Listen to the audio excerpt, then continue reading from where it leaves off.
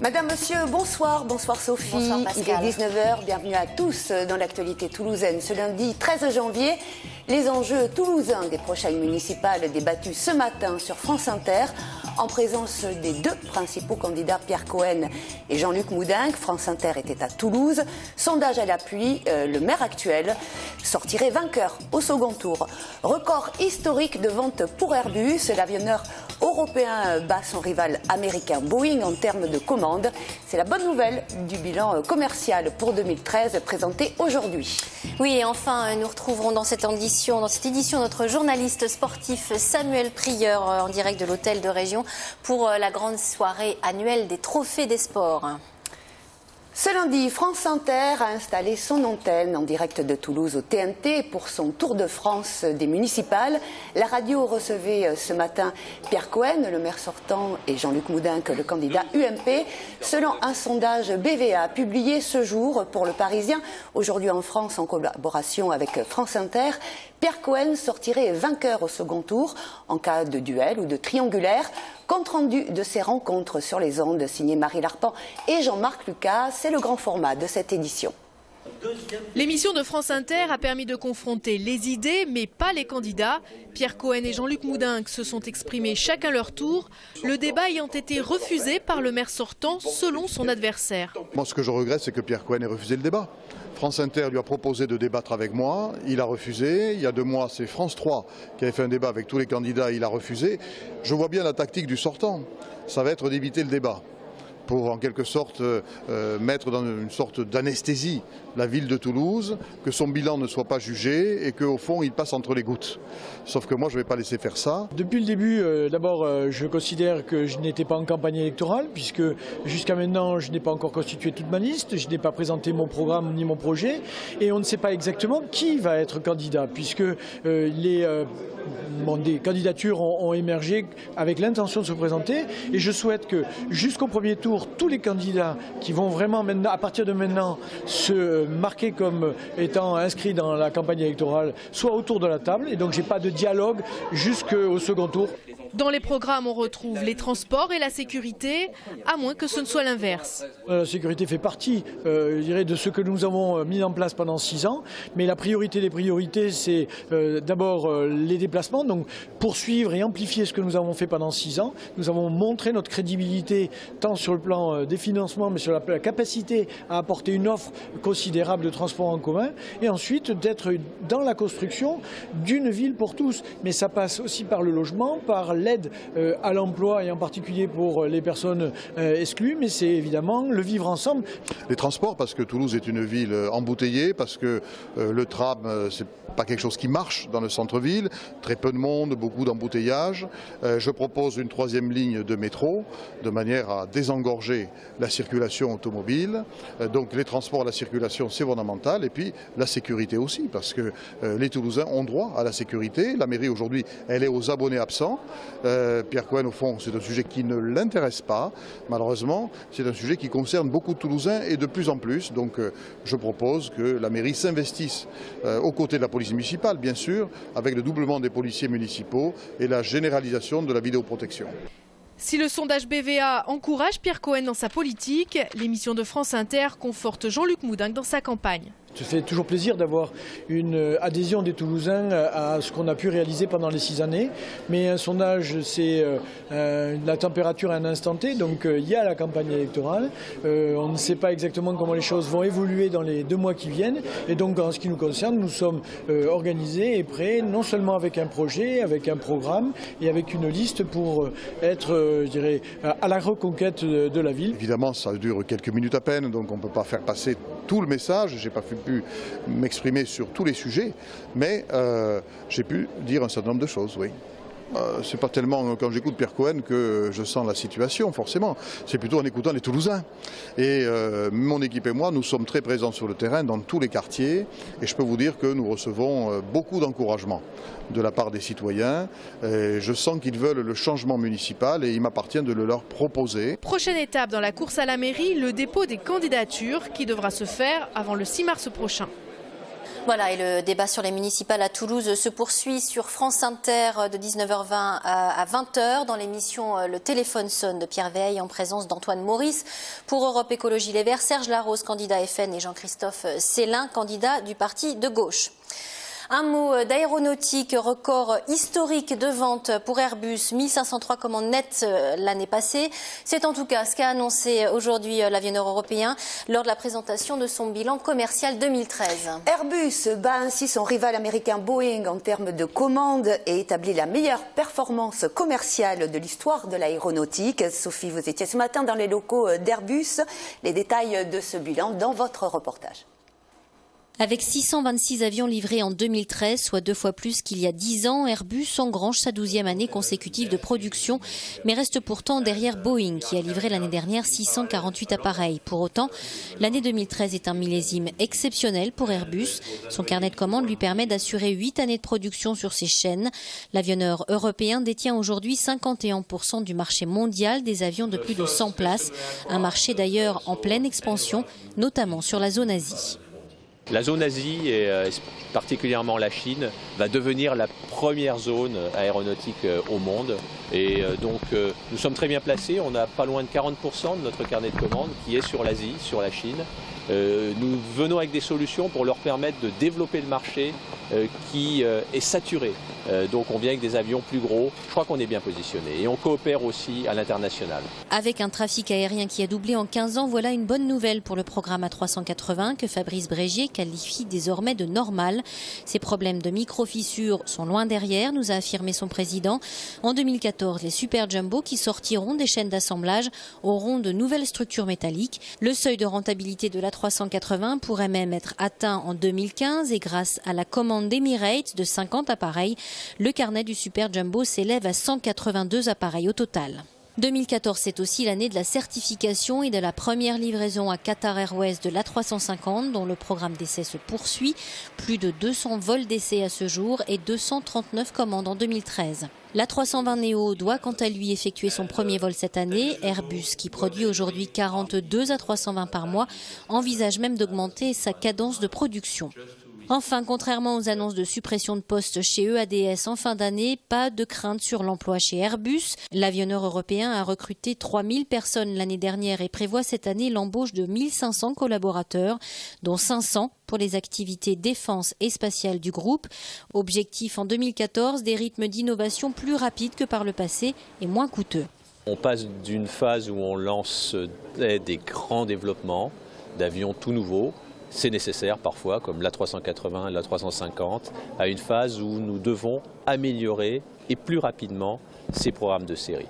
Nous l'avons parfaitement réalisé avec l'A320, où nous remotorisons l'appareil, nous l'appelons 320 Neo, nous économisons 15% de carburant pour les compagnies aériennes et nous en avons vendu 2600 en 3 ans. Eh bien, il faut faire la même chose et essayer de développer ces innovations incrémentales. La recherche et le développement devraient donc, malgré les craintes, rester relativement élevés au cours des prochaines années, même si la voilure devrait être quand même réduite, une question de pure logique industrielle. Une fois qu'on a développé la 380, la 350, il y a encore beaucoup de choses à faire. Eh bien, il faut non pas redévelopper de nouveaux avions de A à Z, mais en tirer le meilleur parti, la meilleure valeur. Donc on continuera d'injecter de l'innovation dans nos produits, mais à un rythme un tout petit peu moins soutenu. Parmi les grands défis des années à venir pour Airbus, repenser la 380 dans un marché des gros appareils en très forte croissance et envisager le successeur de la 320 qui, selon Fabrice Brégier, devrait rester le meilleur avion au monde jusqu'en 2030. Voilà, et à noter que demain, Tom Enders, le président exécutif d'Airbus Group ex-EADS, posera la première pierre du futur siège opérationnel du groupe d'aéronautique et de défense, Pascal. Un siège qui sera proche des pistes de l'aéroport de Toulouse-Blagnac, le site qui doit accueillir à terme 500 salariés. Reportage complet demain dans notre édition. Un mot de sport à présent avec un beau week-end pour le TFC et le Stade Toulousain. Les Rouges et Noirs, c'est du rugby, se sont qualifiés dimanche pour les quarts de finale de Coupe d'Europe en battant les Anglais de Saracens 21-11. Ovation du public d'Ernest Vallon au terme d'un match intense, sans doute le meilleur de la saison. Match référence également pour le TFC qui a battu Bordeaux 1-0 dans le derby de la Garonne. Résumé de ces deux rencontres cruciales signé Samuel Prieur. Sérieux dans leur choix, appliqués, samedi les Rouges et Noirs sont sortis vainqueurs sans discussion d'un match crucial en H-Cup. Les Toulousains se sont offerts un match référence face aux Saracens et du même coup une qualification pour les quarts de finale de la compétition.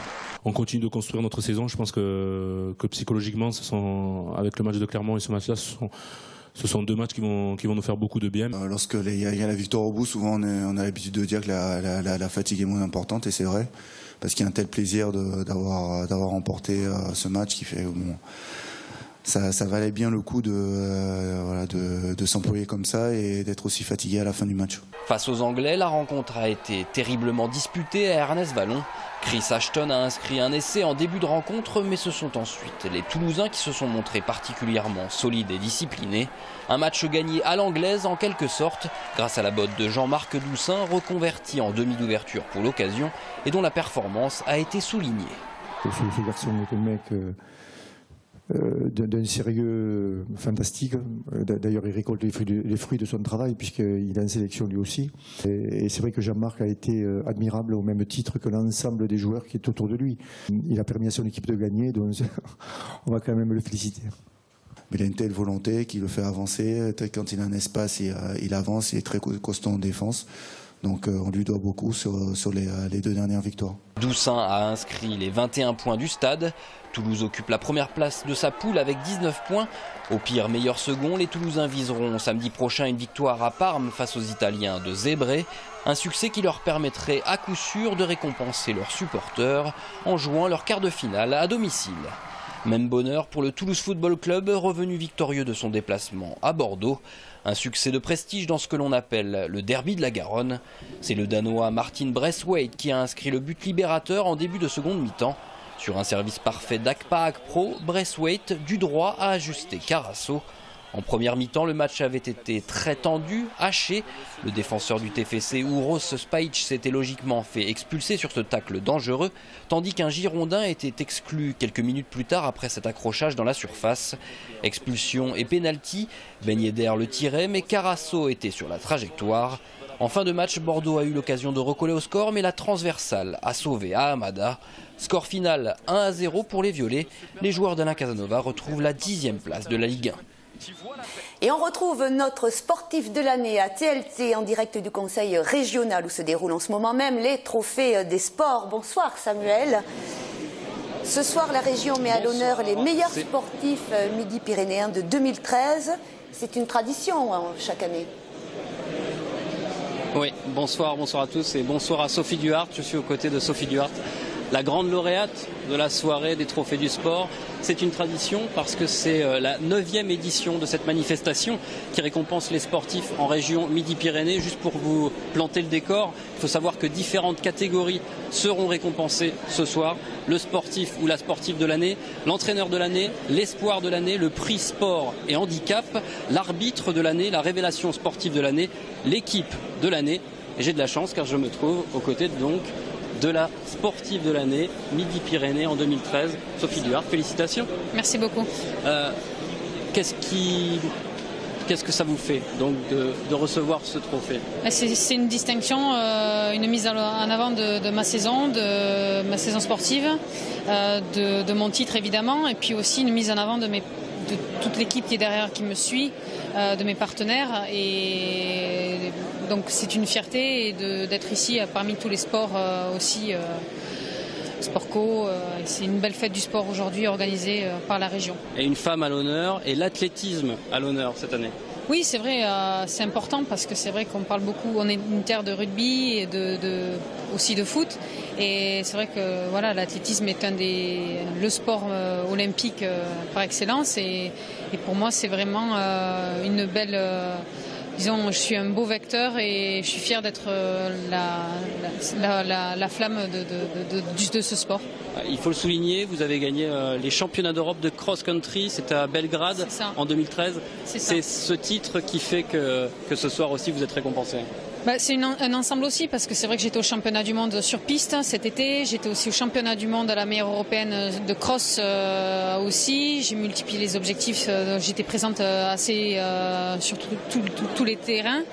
Et c'est vrai que ce titre est un titre majeur, puisque c'est vrai qu'il y a les marathoniennes, les meilleurs spécialistes de la piste, donc c'est vrai que c'est pour moi aussi, ça marque de mon empreinte mon potentiel pour un avenir sur le 5000 au marathon. Donc c'est vrai que je suis la meilleure européenne et il faut que je continue. Et vous êtes une athlète de la région, née à Rodez, je crois, et vous entraînez au CA Balma toute l'année. C'est ça, et ce que je disais, c'est important de montrer aux jeunes qu'on peut réussir à Balma, en Midi-Pyrénées, tout en évoluant au plus haut niveau. Et c'est vrai que c'est vraiment important pour moi de promouvoir ces valeurs du Sud-Ouest, et je tiens beaucoup à ça, parce que c'est vrai que dans la simplicité, on peut faire de grandes choses. Et moi, j'habite au CA Balma. À Balma, je m'entraîne aussi à Balma, et avec David, mon coach HIT, on fait du bon travail. Merci Sophie. De rien. Notez la présence d'un parrain qui est exceptionnel cette année, un sportif au parcours unique, le kayakiste Tony Estanguet. C'est une carrière qui doit faire, j'imagine, rêver plus d'un sportif qui se trouve dans cette salle. Oui, c'est clair. Tony Estanguet qui succède à la sprinteuse Christine Aron. Tony qui est un voisin de Toulouse, puisqu'il est de Pau. Je rappelle qu'il est le seul athlète français à avoir remporté 3 médailles d'or dans 3 Olympiades différentes. C'était en canoë monoplace, en slalom. Et son parcours à Tony Estanguet, il fait rêver tout le monde dans cette salle. Et j'imagine que vous le respectez énormément. Oui, c'est ce que je disais l'autre fois, c'est que c'est 3 médailles olympiques, et pour le canoë, en plus, c'est le rendez-vous. Nous, on a plusieurs rendez-vous, lui, c'est le rendez-vous, et donc c'est là où moi, il m'épate, c'est qu'il a réussi à faire ça, et c'est tout simplement symbolique d'un très fort mental. Et derrière, certainement, un travail physique, mais aussi mental, qui lui a permis de faire ça. Et c'est Tony qui va remettre ton trophée. Félicitations encore. Merci beaucoup. Samuel, merci Sophie Duhart. Vous étiez accompagnée de Jean-Marc Lucas. Et dans le journal de demain, nous vous proposerons le résumé des temps forts de cette soirée. Et voilà qui peut être du sport aussi. Que faire après Noël de son sapin? C'est une question qu'on se pose. Bonne question. Sachez que le dépôt sauvage dans la rue est passible d'une amende de 100 €. Alors, quelles sont les options pour s'en débarrasser? Eh bien, Marlène Canal a suivi toute la filière jusqu'au recyclage. Rien ne se perd, tout se transforme, comme on dit. Une fois les fêtes passées, il est l'heure pour les milliers d'arbres de Noël des Toulousains de tirer leur révérence. 9 h ce matin, certains d'entre eux attendent place du Salin, un des 13 points de collecte de la ville, qu'on vienne les chercher pour grossir les ventres des camions poubelles. Les autres, eux, prendront une autre voie. Soit les riverains l'apportent en déchetterie, soit ils appellent le 3101, Office à tranquillité, pour prendre un rendez-vous. Et là, nos services viennent le récupérer. Des services qui enregistrent depuis lundi jusqu'à 150 appels par jour. Tous, en tout cas, près de 4000 l'an dernier, finiront leur course ici, à la plateforme de Daturas, qui composte tous les déchets verts de Toulouse, jusqu'à 30 000 tonnes par an. Après avoir été déchargés, ils seront broyés menu, mais pas tout seuls. Le sapin est un acide et sec. Il est donc préférable de le mélanger donc avec d'autres déchets verts, de manière à diluer cette acidité et avoir ensuite un compost de qualité. Après plusieurs étapes, 6 mois en moyenne, c'est sous cette forme de compost qu'ils reprendront vie. Il a 3 destinations. La première, donc, elle est donc utilisée par le service jardin et espace vert qui s'insère pour tout ce qui est aménagement urbain. Donc, notamment dans des giratoires, des allées autour des bâtiments publics.